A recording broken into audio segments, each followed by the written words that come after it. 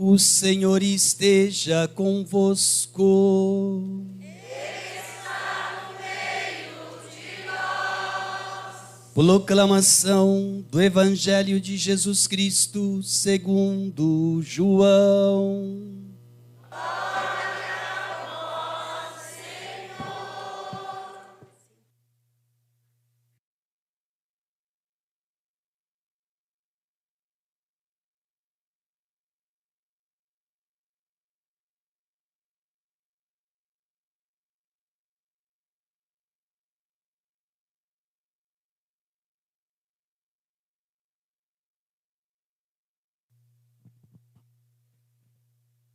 No último dia da festa, o dia mais solene, Jesus em pé proclamou em voz alta: se alguém tem sede, venha a mim e beba. Aquele que crê em mim, conforme diz a Escritura, rios de água viva jorrarão do seu interior. Jesus falava do Espírito que deviam receber os que tivessem fé nele, pois ainda não tinha sido dado o Espírito, porque Jesus ainda não tinha sido glorificado. Palavra da salvação.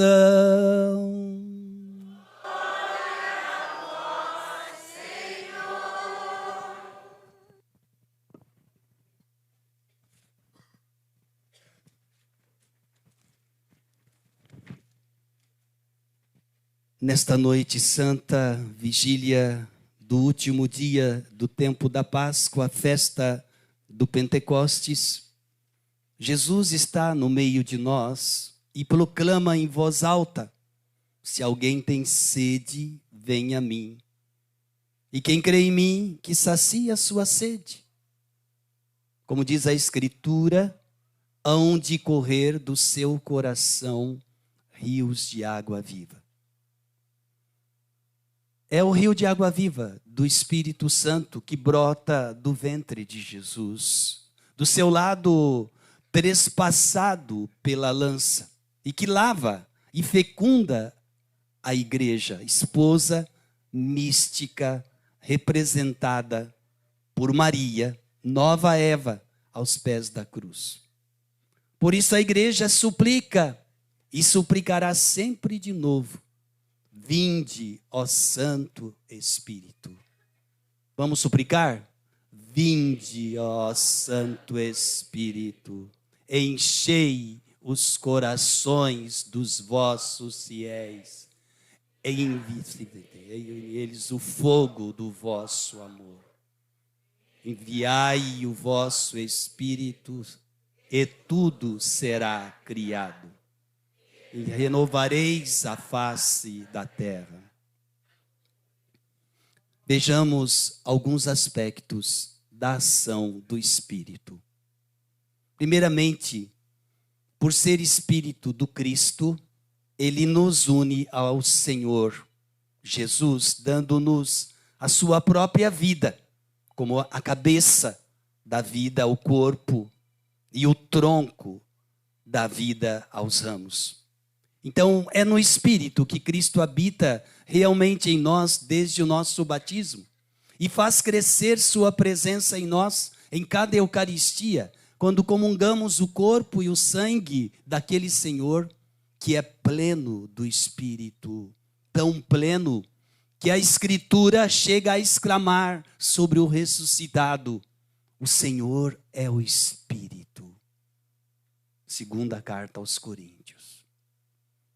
Bem, queridos irmãos, só no Espírito podemos dizer que Cristo permanece em nós e nós permanecemos nele.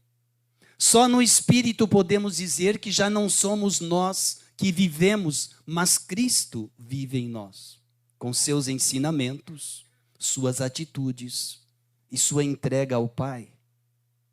Por isso, somente no Santo Espírito, nossa vida pode ser vida em Cristo, vida de santidade. Fora de Cristo não tem santidade. Em Cristo tem santidade. Mas o Espírito, além de agir em cada cristão, age na comunidade como um todo, edificando a igreja, fazendo-a sempre corpo de Cristo. Antes de tudo, ele vivifica a igreja com a vida do ressuscitado, incorporando sempre nela novos membros, como aconteceu no dia da Páscoa, fazendo-a crescer mais na plenitude de Cristo. Depois, ele suscita incontáveis ministérios, carismas e dons, desde os mais simples até aqueles mais vistosos ou mais estáveis, como os ministérios ordenados, os bispos, padres e diáconos. É o Espírito que mantém esta variedade em harmonia e unidade, para que tudo e todos contribuam para a edificação do corpo de Cristo, que é a igreja, em liberdade interior, a liberdade dos filhos de Deus. Pois onde se acha o Espírito do Senhor, aí está a liberdade. Fala a segunda carta aos Coríntios. Assim, queridos, é no Espírito que surge e ressurge sempre a vida consagrada, com tantas expressões, tantos modelos, tantos carismas diferentes. É no Espírito que os mártires testemunham Cristo até a morte. É no Espírito que se exerce a caridade, se visitam os enfermos, se consolam os sofredores, se aconselha, se socorrem os pobres, se prega o Evangelho. Enfim, é no Espírito que a igreja vive, cresce e respira. É no Espírito que os santos sacramentos são celebrados com eficácia, pois que o Espírito é a própria energia, a própria graça, a própria força de vida e ressurreição que o Cristo recebe do Pai e derrama sobre a igreja. Sendo assim, é no Espírito que a igreja é continuamente edificada e renovada num Pentecostes constante, continuado, no todo do corpo e em cada um dos membros que a ele está unido até a vida eterna. É no Espírito, queridos irmãos, que os cristãos podem rezar, proclamando do fundo do coração que Jesus é Senhor e que Deus é nosso Pai de verdade. Somente porque temos o Espírito recebido no batismo é que somos realmente filhos de Deus, já que recebemos o Espírito do Filho que clama em nós, Abba, Pai.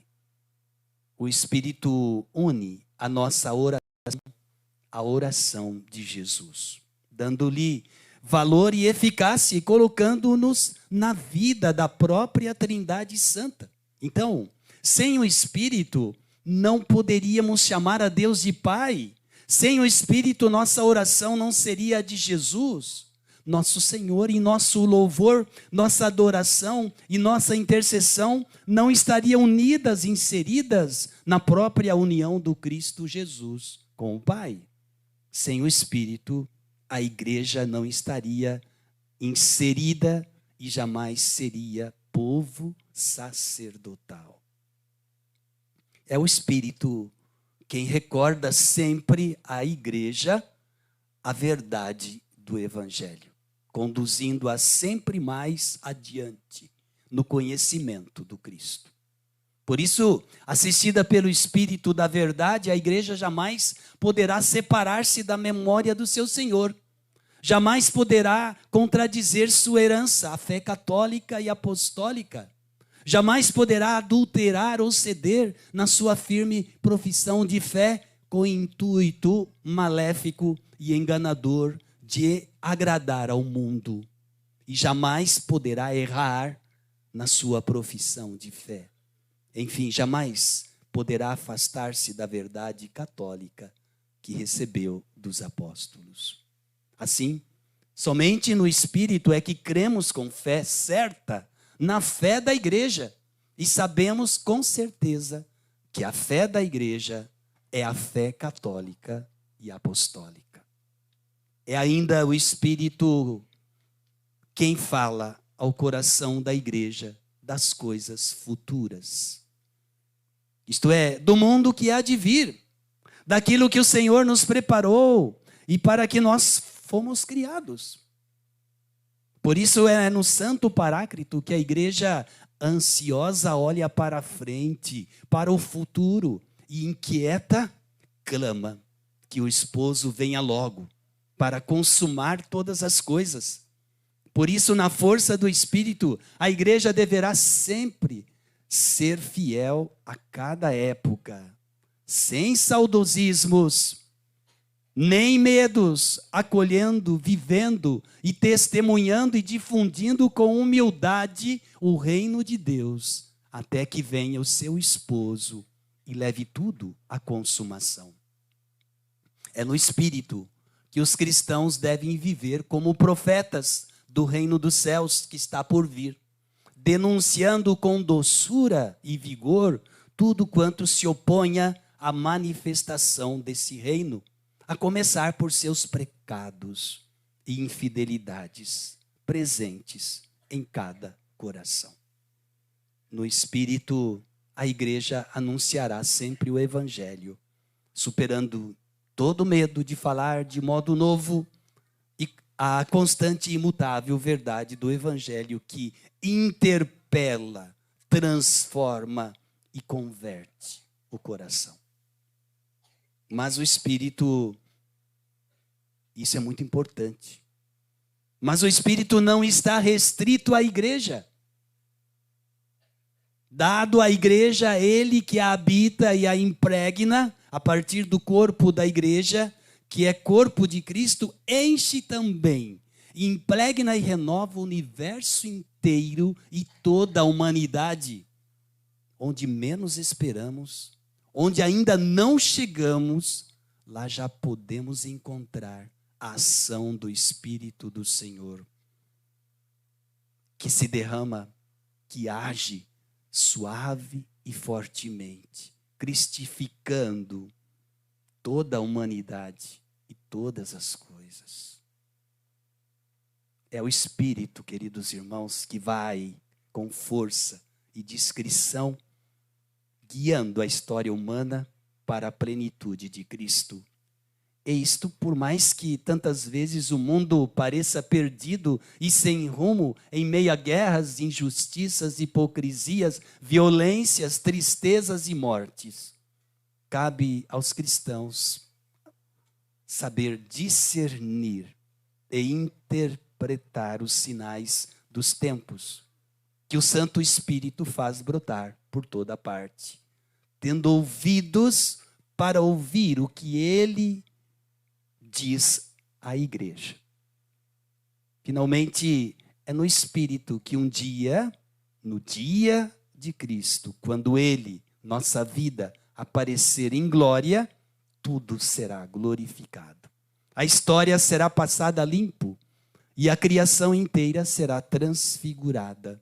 O pecado será destruído para sempre, a morte será vencida e nossos corpos mortais ressuscitarão, transfigurados como o corpo do Cristo Jesus ressuscitado. Então, plena do Espírito, toda a criação será plenamente corpo de Cristo, igreja plena, universo glorificado. O ressuscitado será a cabeça dessa nova criação e entregará tudo ao Pai, para que o Pai, pelo Filho, no Espírito, seja tudo em todas as coisas. Queridos irmãos, é esta a nossa esperança, a nossa certeza e a plenitude da nossa salvação. É esta realidade estupenda que se iniciou com o dom do Espírito e continuará sempre e permanecerá sempre celebrado na festa de hoje. Louvado seja nosso Senhor Jesus Cristo.